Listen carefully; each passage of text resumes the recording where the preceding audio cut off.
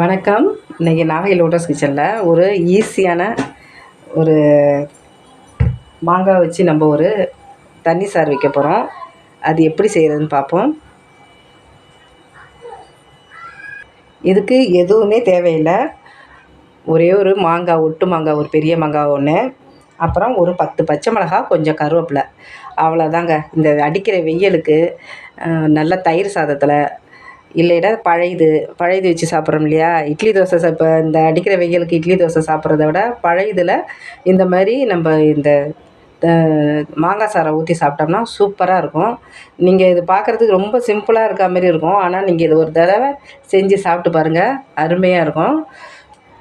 எப்படி செய்கிறதுன்னு பார்க்கலாம். இப்போது ஒரு வானல் அடுப்பில் வச்சுருக்கோம், அது நல்லா சூடேறட்டும். இதுக்கு ஒரு 2 ஸ்பூன் எண்ணெய் அளவு சேர்த்துக்கலாம்.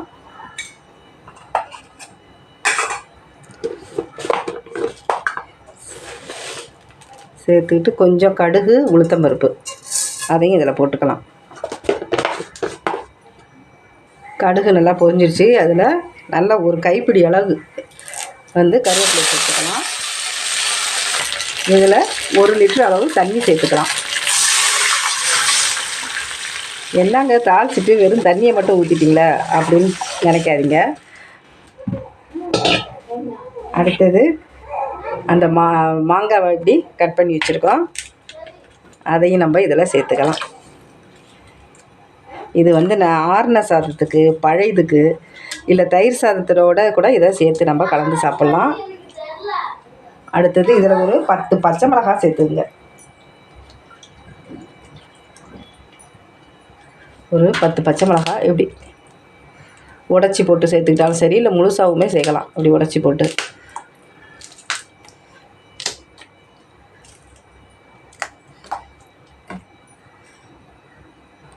இதில் 1 ஸ்பூன் மஞ்சத்தூள்,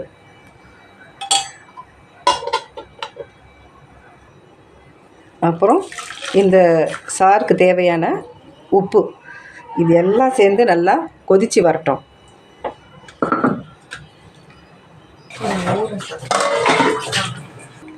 இப்போ ரெடி ஆகிடுச்சான்னு பார்ப்போம். இப்போ ரெடி ஆகிடுச்சு பாருங்கள்.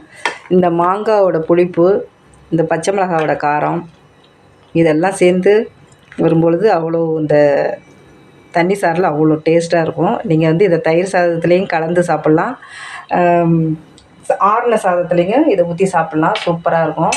பழையதுக்கு அதை விட அருமையாக இருக்கும். இதை மாதிரி நீங்கள் ஒரு தடவை ட்ரை பண்ணி பாருங்கள், நல்லாயிருக்கும். இது ரொம்ப சுலபமானது தான், ஆனால் ஈஸியாகவும் இருக்கும். இது பார்க்குறதுக்கு ரொம்ப சிம்பிளாக தெரியும். இது நீங்கள் இதை மாதிரி ஒரு தடவை செஞ்சு பாருங்கள். நன்றி, வணக்கம்.